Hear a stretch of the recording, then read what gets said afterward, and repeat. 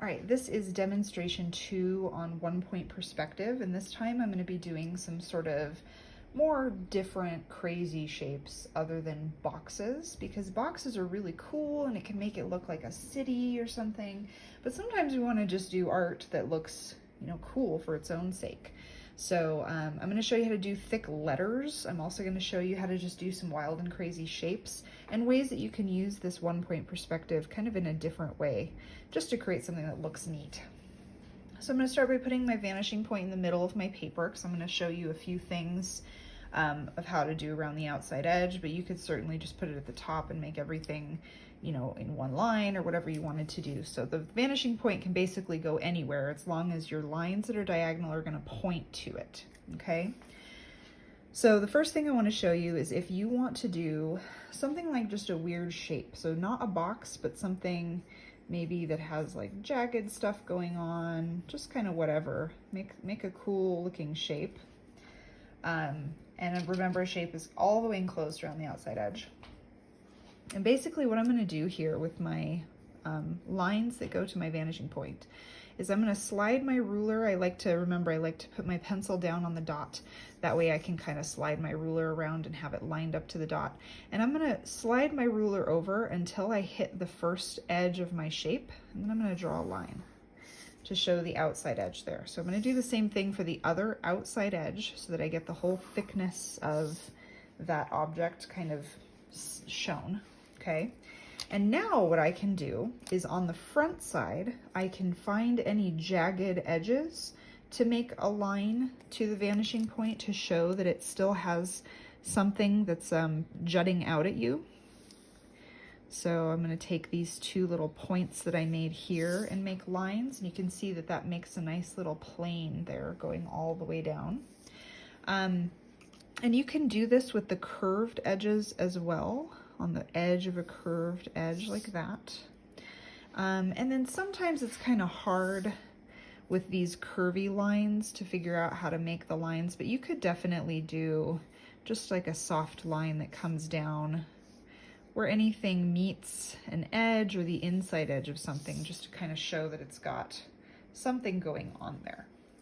Now for the back edge, anything that overhangs itself that would still be shown behind the object going towards the vanishing point is going to have a line, but I am going to stop my line when I hit the actual shape, okay? So you can see here that I'm just kind of using my ruler to kind of find the back edges of some of those shapes. And now I have like the super weird looking long thing. It almost reminds me of crystals for some reason. Okay, so you can do something like that. Say I wanted to do a star of some kind. I can take all of the points of the star and have them go to the vanishing point. But remember, if your vanishing point lines that go to your vanishing point are going to hit the object itself, you do stop when you hit the object like that, okay? And then in this case, I would see the inside edge of this star here, this point right there. So I have a line going there. Now, another thing that you can do is cut these things off. So remember, we talked about cutting off the boxes in the last video. So basically what I'm going to do is I'm going to look at the angle of the lines. So this angle here, I'm basically just going to try to match that angle again. Match the angle there.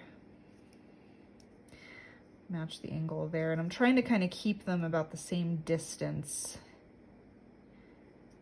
so that it looks like the thicknesses are all the same there. And then I can erase these vanishing lines that go to my point. And there I kind of look like I have a really super thick thing, but it's got a bottom to it. So this is an advanced concept. This will take some practice. Now another cool thing that you can do is you can do words. So let's say I wanted to draw my name or something. So, I could draw it all down here. I could draw an arching over.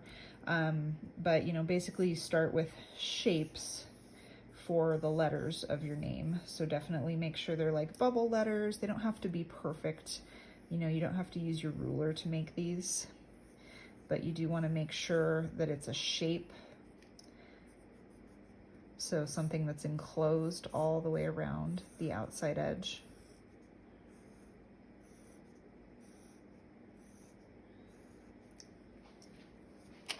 And then what I can do is I can go through with each of my my letters, and I might start towards the middle of my name first, just because sometimes these lines will actually get in the way of the ones on the outside edge here. You'll see what I mean in a second.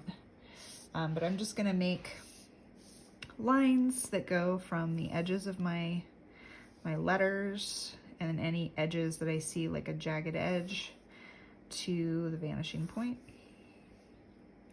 And remember, if you do hit part of your letter, you want to stop. Okay.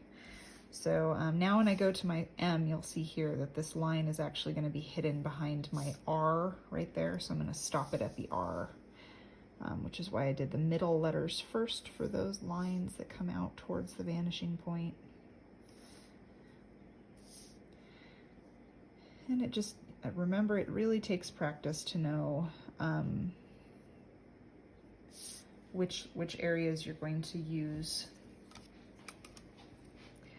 to draw those inside edges. Let me do this little period mark here.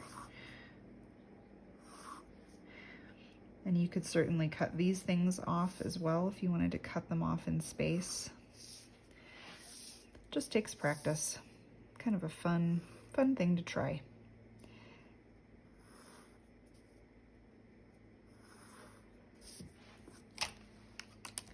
So now it should look like these letters are super, super long, kind of going back in the distance like that. Now, if I did want to cut off, you know, my letter, let's say I wanted to do a U. So I would draw my letter first. I would draw my perspective lines, but remember, if you're ever planning on erasing your perspective lines, you definitely want to make your line marks light with your pencil so that you can erase it pretty easily. So there's my 3 perspective lines. If I just wanted to cut it off again, I'm going to kind of follow the curve that I see here, and I'm going to try to make the same distance away from all of my lines, and then I can go through and erase the excess lines that go to the vanishing point. So then you'll see that I've got sort of a thick looking letter that way.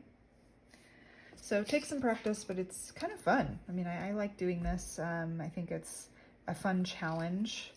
Ooh, I see that I missed something on my R here. All right.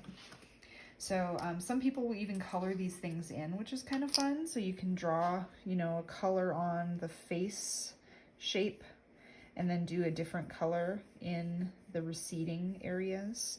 So you can get really complicated with this as well if you're interested in doing something like that.